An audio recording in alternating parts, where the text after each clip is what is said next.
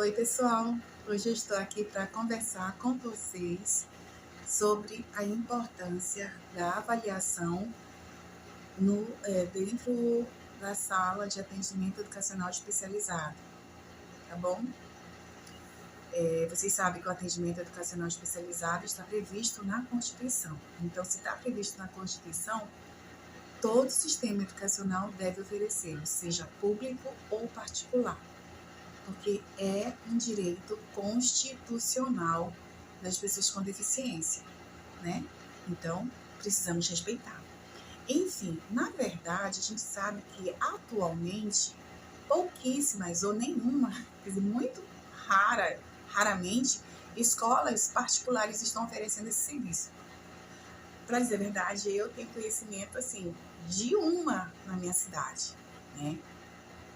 Mas a maioria desconhece o que é esse atendimento. Ninguém tem conhecimento nenhum da necessidade desse atendimento. E se é um direito constitucional que está previsto na Constituição, nenhuma escola deveria alegar ignorância a esse respeito, né? Na verdade, as pessoas estão se fazendo assim de mortas, né? Assim, enquanto não forem cobradas, porque devem ser cobradas pelos pais, né? Esse serviço tem que ser cobrado, mas não é para cobrar um valor extra por este serviço. Esse é um serviço que tem que estar disponível dentro da escola para todas as crianças que demandarem. A escola não sabe que tipo de criança vai receber, mas ela tem que estar ali disponível para oferecer esse atendimento educacional especializado, de modo a promover a aprendizagem das crianças com deficiência ou outros transtornos do neurodesenvolvimento. Essa minha sala é uma sala que eu criei aqui no espaço da minha casa mesmo, e muitas pessoas me procuram para, assim, fora do serviço público, né, porque eu sou funcionária pública, mas aí eu tenho essa sala porque muitas pessoas me procuram e eu também tenho para ir testar as minhas teorias, né, e especialmente agora sobre alfabetização, né, a gente está focada muito no processo de alfabetização, porque como professora da rede pública, eu vejo, e pedagoga também, eu vejo quanta dificuldade os professores estão sentindo e o quanto esses professores estão perdidos. Porque se a gente for pensar em método, ele não é proposto nenhum método na BNCC, não é proposto nenhum método. E aí o professor está livre para escolher aquele método com o qual ele se identifica, né? Existem algumas diretrizes, mas método mesmo não é imposto assim na BNCC, pelo que eu tenho conhecimento.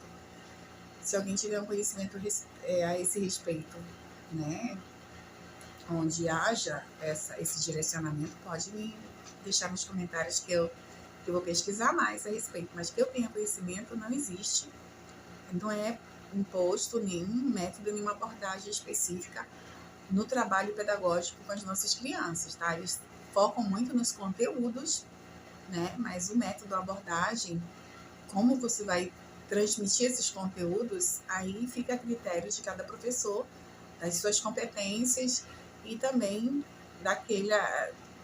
do nível de identificação que esse profissional tem com este ou aquele método.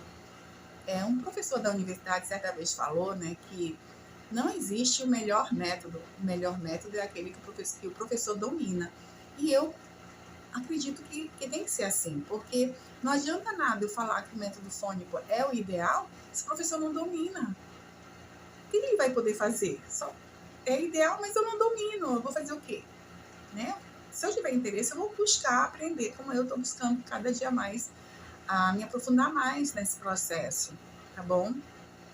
Que é o método fônico, que é o que eu utilizo na minha sala e é aquele que eu, na escola, quando possível, quando me permitem, eu divulgo esse método para os professores. Eu sei que é um método que o próprio professor precisa muito treinar e exercitar, né, a identificação desses fonemas e a pronúncia dos fonemas. Não é uma coisa simples, mas é possível e é muito eficaz, né?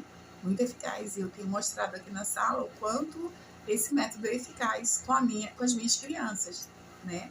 E aí eu tenho a Fernanda que me ajuda muito, né, nesse processo, né, de mostrar a vocês como esse processo ele é eficiente, sim. E quando a criança se apropria dele, ela leva para, sabe, ela vai embora mesmo, com muita segurança e autonomia. Mas voltando para a questão da avaliação, gente, é importante você conhecer sua criança. Você conhecer os conhecimentos prévios dessa criança, você conhecer até que nível de desenvolvimento, em que nível de desenvolvimento cognitivo ela se encontra. E aí você vai para Piaget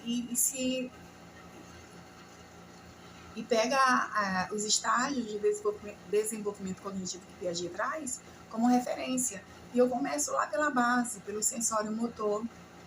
Tá? E não importa que criança eu receba, eu vou para o estágio sensório motor, porque eu preciso saber se ela já dominou esse primeiro estágio.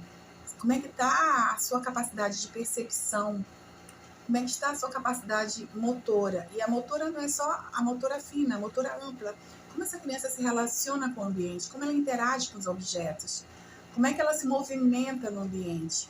Como é que ela se relaciona com as pessoas? Porque tudo isso envolve movimento, tá bom, gente? Então a gente precisa avaliar essa criança na interação com os objetos, na interação com as pessoas, como ela se movimenta no ambiente, como ela se porta, como é que é a postura dela nesse ambiente, né? E os aspectos perceptivos fundamentais também. Porque se uma criança não vê, ela vê, mas não discrimina, né? Ela não tem uma boa percepção visual, auditiva, tátil, né? Ela não vai ter capacidade de se apropriar de conceitos que são fundamentais para que ela desenvolva, né, suas competências cognitivas, né? E eu sempre falo para as pessoas, olha, o desenvolvimento do ser humano ele se dá de baixo para cima. Então aqui você é a base, o sensório motor está nessa região aqui, é a primeira região a se desenvolver. Então, e eu falo muito que as nossas crianças com autismo, elas são crianças assim com maior comprometimento que as demais com deficiência, porque é uma criança que vê, mas não enxerga, é uma criança que ouve, mas não escuta. Ou ela escuta, ela escuta, mas ela não ouve. Eu não sei se vocês conseguem compreender o que eu estou dizendo. É uma criança que se movimenta. Ela não é deficiente física, mas ela não tem domínio sobre o corpo. Ela é completamente desajeitada. É como se ela não se sentisse confortável dentro do próprio corpo, né? Então, tem a questão auditiva, a questão visual, a questão motora. E as questões perceptivas, elas são relevantes, porque se a criança vê, ela vai discriminar, né? Ela vai identificar características de um objeto e ela vai fazer, digamos, uma classificação entre o que é e o que não é, né? Se esse objeto, se ela compreende o conceito de um objeto, ela vai entender que outra coisa não é esse objeto porque não possui as atribuições deste objeto. Então, a gente está trabalhando com a percepção visual constantemente, com a concepção motora também, com a capacidade motora da criança, porque ela está interagindo, ela está pegando um objeto, ela está analisando esse objeto, ela está interagindo, e tudo isso é o olhar dela. Ela está trabalhando com a questão motora no olhar, porque dependendo do movimento do olhar, ela vai ter uma percepção da realidade. Então, assim, o controle óculo manual também, né, que é você sincronizar a tua percepção visual com o teu ato motor, porque quando você faz algo, você tem que olhar para esse algo e pegar neste algo. Então, a visão e o ato motor estão caminhando juntas.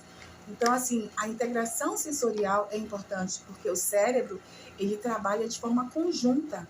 Não existem várias gavetinhas no cérebro, uma gavetinha para uma coisa, para outra. Todas essas informações interagem entre si e nos dão uma percepção do todo.